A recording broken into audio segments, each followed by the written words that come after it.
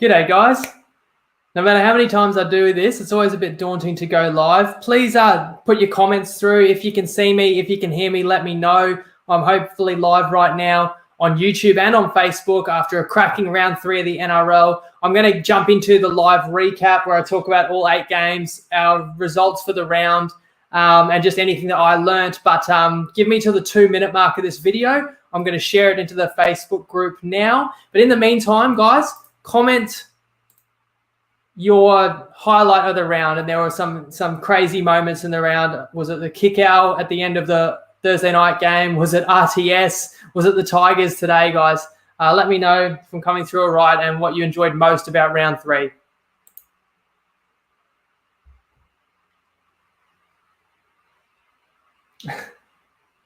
I'll do it drunk if we get a big multi up. That's the one thing we're still missing. Thanks for the comments, guys. Let me just share this into the Tripod Facebook group.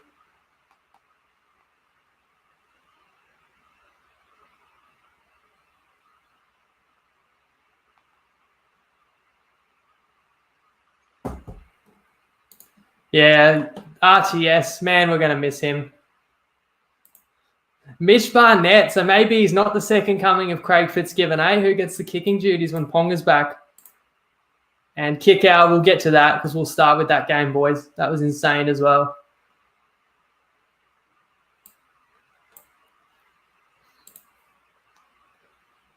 I've got to leave the shoey to the blokes who know how to do that, but we've got to at least wait till we hit a big multi.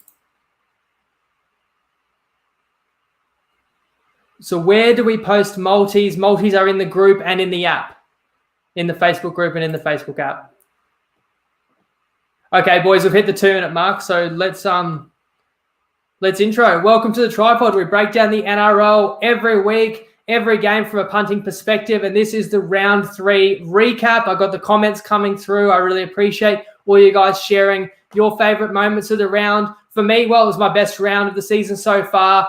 After giving out 3 best bets in round 1, 3 best bets in round 2, I felt like a few of my leans were getting up, so maybe I got a bit too bullish this week, a bit too aggressive. I came to you guys on Wednesday night with 6 best bets, and certainly after a horrible Friday night, which I'll get to, I was thinking, oh, did I go, bridge too far, sharing out 6 best bets on games? Was I not selective enough? But finished 4-2, which is obviously anytime you can win 2 out of every 3 and go 4-2 for a round is excellent. I'm really happy with that. We won the mixed matchup, which I owed you guys to get on the board. I was already copping heat. We're only 2 weeks into the season, and I was copping heat as if the tip wasn't good enough. And I really believe I gave value out the last 3 weeks. It doesn't always go your way. This week, it won emphatically, so that was awesome. So well done to everyone who jumped on the mixed matchup. We didn't win either of the multis this week. Again, I didn't get every game right. It was a crazy round. In fact, I'd love to know how you guys went with your footy tipping. Geez, there must be some people that only got 2 or 3 tips this week. It was a bloody crazy round, but sometimes that's perfect for punting because I like to go against the grain, look no further than what happened with the Tigers today. But let's actually rewind and start. There's the stats again, guys. So that's 8-4 for the season as well, which I'm really happy with. Let's start with the Thursday night. And you know what, guys? Oh, no, sorry. I'm all over the shop here, lads. But what I'm going to do now is quickly 60 seconds from Tristan from Top Sport, recapping the round from the bookies' perspective. G'day Tripod family, it's Tristan Merlihan here from Top Sport. Another interesting week of football where for the first time this season we finished on the positive side of the ledger on the NRL. Our biggest result which contributed to that was the Warriors getting across the line money line. That was obviously helped quite significantly by some injuries to the Raiders, which is never good to see. But that one helped our cause. The biggest loss of the weekend was the Eels against the Sharks. We took a position on the Sharks. We thought they'd keep it close. We probably never really were too optimistic about them keeping them to 0 like we needed to get the bet of the week up from our perspective. But we did expect it to be a tight scoreline. But obviously the injuries to both sides and the Sharks in particular really hurt their cause. So that was an ordinary result from our end. Well done on getting the bet up. We'll see what happens next week, and hopefully it's a good week of football ahead. Thanks, guys.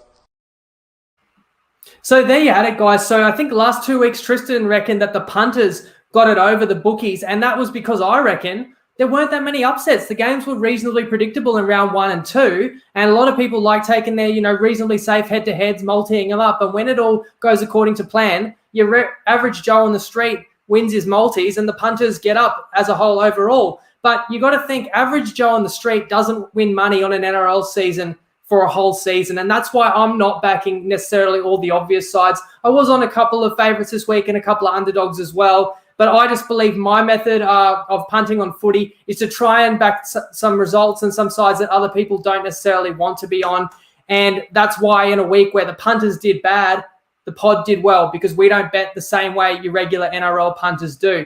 Okay, so let's start with Thursday night. I mean, was that the game of the season? To me, Panthers 12, Storm 10 was the grand final that we deserved. That was the kind of match we wanted. And if the Storm didn't get out to such a big lead in the grand final last year, maybe we would have got a match that tight, but the Panthers just started a bit shell-shocked. In this match, both these teams were missing a lot of key players. Obviously, Cleary was ruled out, no Coruscant for Panthers. Pappenhausen ruled out day before game for Storm, and they've got several other outs, which is why I went against them. Finucane, Kaufusi, who else? Harry Grant is out. These are massive outs for these guys, even Brenko Lee. So that's why I went on the Panthers. The best bet was plus half a try. At the time, they were a slight underdog. By game day, they were a favourite. So in that sense, getting on plus half a try was a great bet. But I'm not going to do a victory lap on this game. This is one of these classic games where it could have gone either way. I'm sure you guys caught the game. I mean, my standout takeaways. What about Matt Burton? The talent level on this kid, and watching him kick a football is a beautiful sight. Like watching Steph Curry shoot a jump shot. Man, this kid's got talent. Like, I feel like they got to fit him into the team somewhere. Penrith fell behind in the game, and their fullback, Dylan Edwards, broke his hand. Tyrone May comes off the bench and plays fullback and hangs in there for the Storm. I really thought they played pretty good footy. I mean, they just didn't quite take their chances, as we saw in the final play of the game. I thought Munster was still superb. I was really holding my breath, thinking I've bet against the Storm here, and they're just going to be too good. And then the Panthers get what I thought is the winning try with 2 minutes to go. And then, of course, as you saw, Storm regather, and we have to sweat all the way to the final second. And I've had that reoccurring nightmare before, because I've seen the Storm beat me after the siren. I mean, shades of, I think, 2013, the Storm did that to the Dragons in a Monday Night Football game. Even shades of the 2016 final, where the Storm nearly did that to the Sharks, although the Sharks also hung on. And one more thing, how about the play by kick out? I mean, most players, if they get knocked over on the other side of the field, there's no way they're getting across to even be anywhere near that final play. If he doesn't get there and tackle Olam, that's a win to the Storm, and that would have been brutal. And I can't say if you had the Storm, you're on the wrong side, or Panthers, you're on the right side. That's just a pure coin flip, and I'm very lucky to be on the right side of that one. It's going to go both ways through the year. I know everyone blames Justin Olam for not passing. I think if you watch the replay really closely, give credit to a guy like Charlie Staines. He was outnumbered, essentially 2-on-1. He just hung off long enough for a young, guy with not much NRL experience, just long enough to make Olam think he was going to get to the line himself. I thought he was going to score, the power of the man. But Herculean effort by the Panthers. They get a little bit of revenge. It's not going to make up for 2020, but it was a fantastic result. What was not a fantastic result was Friday. Dragons 38, Sea Eagles 12. I'll try and keep the comments flowing through as well, guys. So I was on Manly in this one. The best bet was, again, plus half a try. And, I had 6 best bets this round, and I was a bit worried I went out with too many best bets, but I'll be totally honest. Manly was always going to be one of my best bets. I always want to be on a team in that situation, 0-2, but I felt like overall Manly had the stronger roster, and I just got the game wrong. But I will say the Dragons definitely impressed me. I thought they were really stout in defense. They never let Manly break tackles or open them up easily. They put a lot of pressure on Manly the whole game. But the other thing was Manly had enough territory, enough field position, enough opportunities to be a lot closer in that game. But their completion rate was 45% at halftime. The number of tackles they had in the Dragons 20 was definitely enough to mount pressure and to get, if not get level, get ahead in the game. And they just kept dropping the ball. They kept letting the Dragons off the hook. But on the other side of the coin, Dragons too good for them. Dragons, the team that most people picked for the wooden spoon, start the year with 2 out of 3 wins, more wins than the Storm. How about that? And you've got to give them credit. And Nobody really thought McCulloch was a big pickup, especially when they lost Cam McInnes in the preseason. But McCulloch was fantastic again on Friday, and he is showing he's an underrated pickup. And maybe I've got to give a little credit where credit's due with Hook, because he's got this team playing confident, playing tough. Manly, on the other hand, yeah, you just can't be that sloppy and win on the road. And they got flogged and made the best bet. Obviously, look embarrassing. To be completely honest, I'd rather be totally wrong and lose than feel like I was right, but we lose a close one. So I just got to wear that one. We moved to Friday night, which we thought might have been the blockbuster of the round. That is Rabbitohs Roosters. It was 26-16 to the Rabbitohs.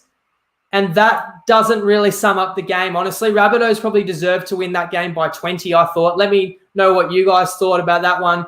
But Rabbitohs just got out of the blocks early, looked hungrier, and I was on the Roosters. So, again, this was a back-to-back games where my best bet barely even stood a chance. So I laid the 3.5 with the Roosters. Now, Victor Radley got scratched after I gave that best bet, but players, that goes in your favour and against you throughout a season. So, I mean, it didn't help the Roosters' cause, but I don't think it would have been the difference.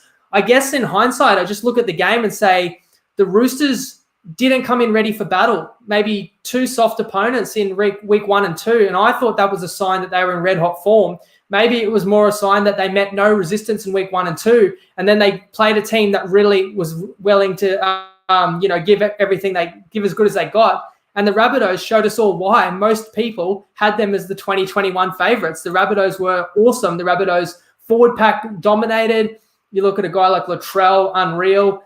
The other storyline, so I'm 0-2 on Friday night best bets, but the other storyline we've got to talk about on Friday night was the injuries. Absolutely brutal. I mean, Lachie Lamb does an MCL, so I think will be a month or two, and he's been playing 5/8 for the Roosters, but Luke Keary, ACL. So that's his season.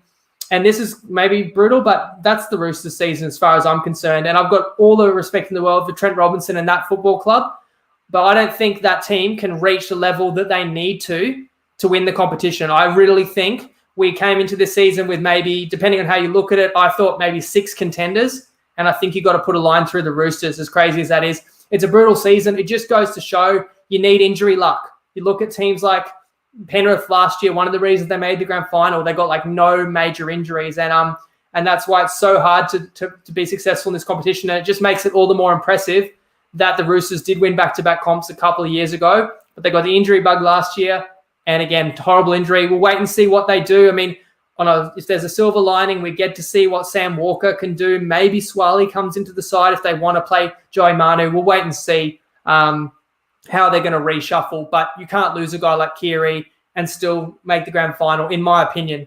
I did rule out the Raiders last year when they lost Hodgson and they got all the way to the prelim, so who knows? But that's a really rough loss for the Roosters. Let's move on to Saturday. The games didn't get any less crazy, lads. Let's talk about Raiders Warriors. So as Tristan said, this was the biggest reason why the punters didn't win overall on Top Sport, and I'm sure it's the same across the other bookies, because so many people had the Raiders in their multis. And from my opinion on the game, this was a game I didn't take a best bet. I got it half right, I reckon. I said I could see the Raiders getting up big, and with with new halves in there, with Sean O'Sullivan coming in for Harris Tavita, I didn't think the Warriors would be able to chase points if they fell behind.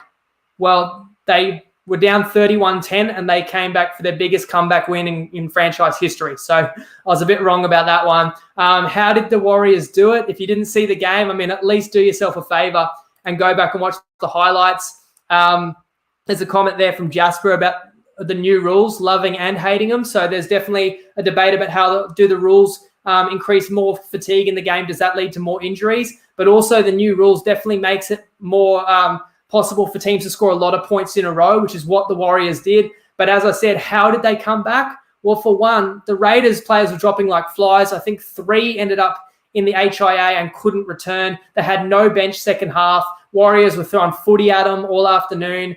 And on top of that, it was a forward pass that was not called, which pulled them back within 9 points. And that's a big call there, because I think if they stayed 15 down, that's 3 tries they would have needed in the last 15 minutes or whatever. But I think they get pretty lucky there. And it was really bizarre the way Perinara stopped in his tracks and then didn't call the forward pass.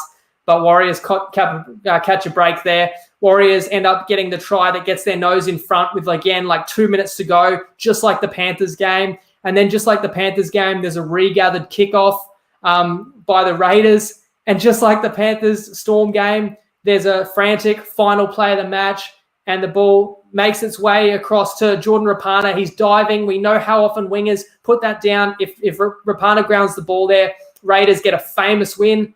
And who comes across? None other than Superman himself. RTS flies. And I always think a lot of the time the defender tries to make a play on the body of the winger, but the wingers put their bodies in midair, so you can't really be pushed out.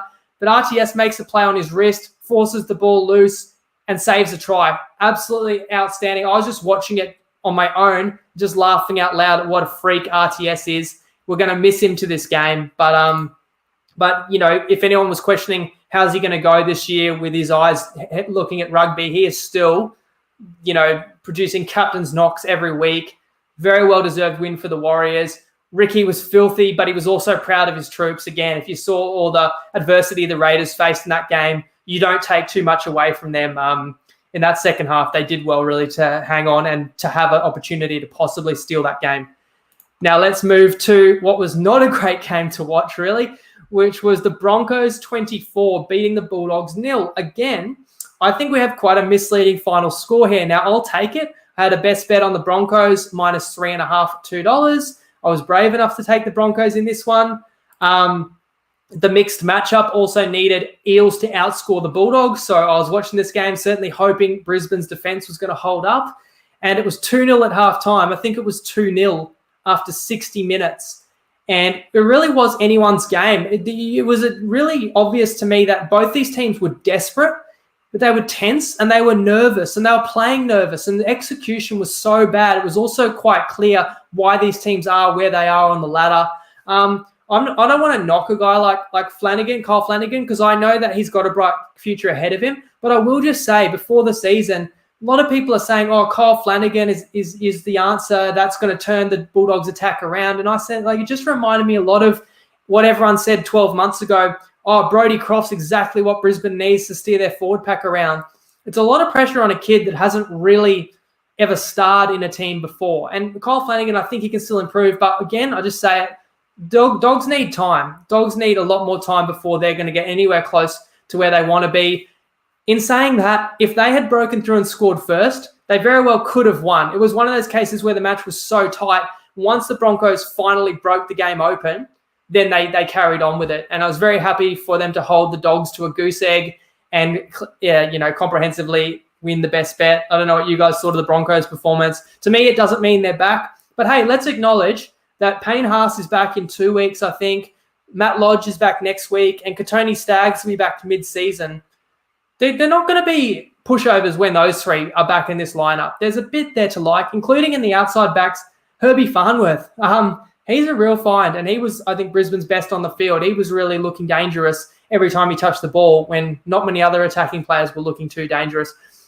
Let's move to the late game on Saturday night where we won another best bet. I laid the minus 7.5 with the Eels. And again, 28-4 to Parramatta does not really tell the full story, which is that this was a very gutsy performance by the Sharks because just like the Raiders, they were a mash unit. They lost 4 starters, including 3 within the first 20 minutes of the match, and their fullback Kennedy at halftime, who could not return. They played the entire second half, and we talk about the new rules and how, that just compounds fatigue. They played the whole second half with no interchange. And they had middle forwards out there, like Toby Rudolph and Williams, like guys that out of position and that would never have to play a whole half without getting an interchange. They were absolutely gassed. And it was 10-4 to Parramatta for a long time in this game before they got 3 late tries. Remember, the line was minus 7.5. And I was just thinking, surely Parramatta's going to roll over them here. But if the Sharks get a fluke play, if they get an intercept, if they get a set and chance their arm and do a chip chase, we should not have to sweat this. And in the end, the Eels trampled them. So I'm not going to heap a lot of praise on Parramatta. I'm certainly happy that they're 3-0 while a couple of other contenders have dropped games because I did tip Eels 15-1 as a smoky for minor prem. Did talk about them making top 4 and they're in the make top 8 for the season multi at 15-1. So that's all really looking good for Eels. But as far as I'm concerned, they just took care of business in this one. I mean, if I'm going to heap praise on anyone, it's Gutho, because the motor on that man is phenomenal, and he is everywhere, saving tries at one end and always having a hand in them in attack as well. So that was a very nice result because, as I mentioned before, the mixed matchup, we needed Eels to outscore Canterbury. Well, that one, as soon as they got their first try, they ended up getting 28 points. So we won the mixed matchup 28 points to 0. After last week, we lost when it was 16-16. So really tough loss and then a very easy win. We'll see what I can come up with next week. Let's move to the Sunday games, guys. Keep the comments coming through. So how about this one? A week ago, here I was defending myself for picking the Tigers on successive Sunday afternoon football games. How many comments did I cop? I lost count of the amount of comments on YouTube and Facebook and the app. Don't back the Tigers. Tigers never again. When are you going to learn? You must be a Tigers fan. And, well, they upset the Knights in Mitchell Pearce's 300th. Now, just on that, I made a bit of a deal about the Mitchell Pearce's 300th because I did think they'd come in with a lot of focus. But I was recalling, I think the Tigers went down and upset Melbourne early in the season about 2 or 3 years ago in Billy Slater's 300th. So just because it's a player's milestone game doesn't assure anything. The Tigers were 0-2. And one thing I said about round 3, I did not want to bet against any 0-2 sides. The only 0-2 side I did bet against was the Bulldogs, but they were also playing an 0-2 Broncos, so it kind of cancelled out. Now, this was a back-and-forth game. I mean, the Tigers didn't win easy. They let in 2 late tries to the Knights, one by Mitchell Pearce, and then Frizzell puts the Knights in front. It's only a try with 3 minutes to go to Nufaluma that secures a win for the Tigers. But that is a massive win. For us, we also had a best bet on the total, essentially, or not the total, but the market was race to 30 neither.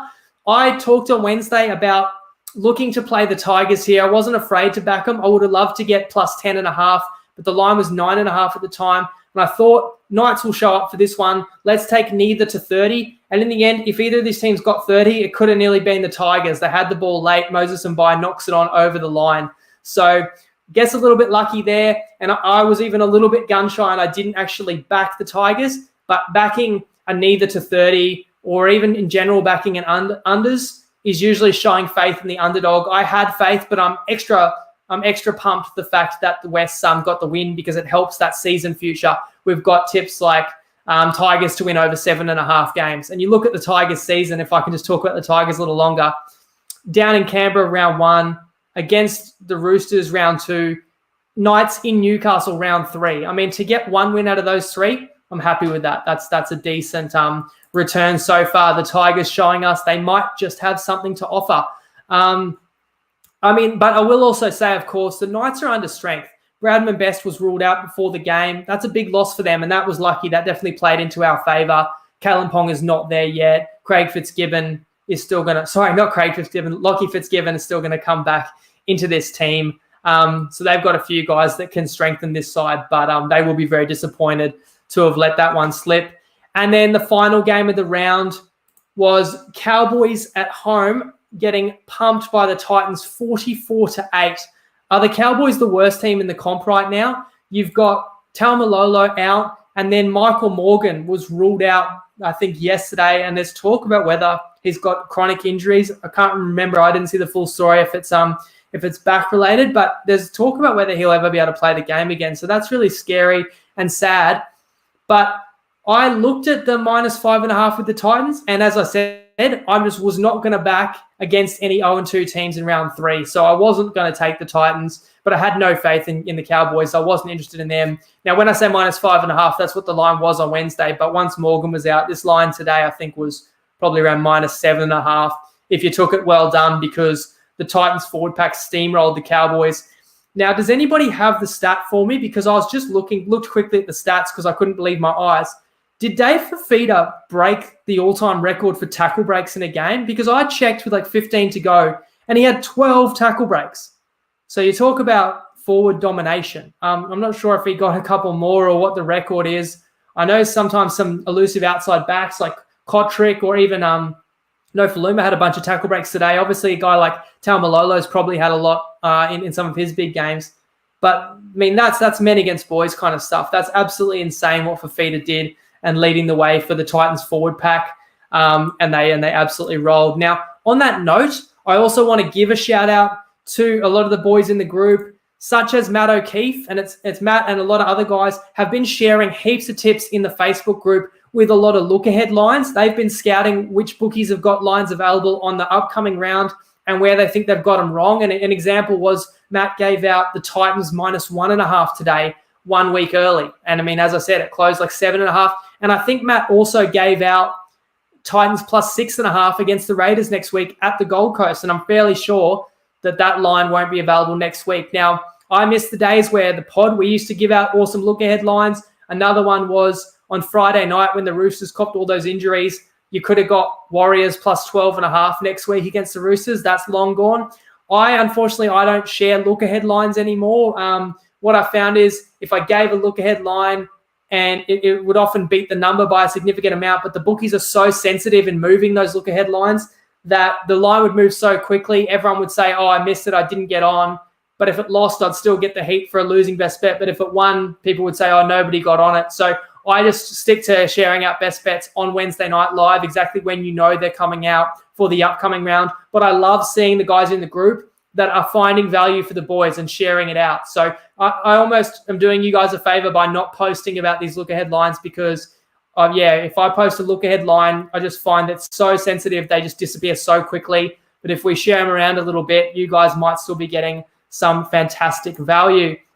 And speaking of value, guys, that will do it. I'll be back on Wednesday night. Remember to catch the premiere live on YouTube if you want to watch it live with your fellow pod followers. I appreciate you guys tuning in. Hope you enjoyed the footy as much as me this weekend. As always, gamble responsibly. Lego.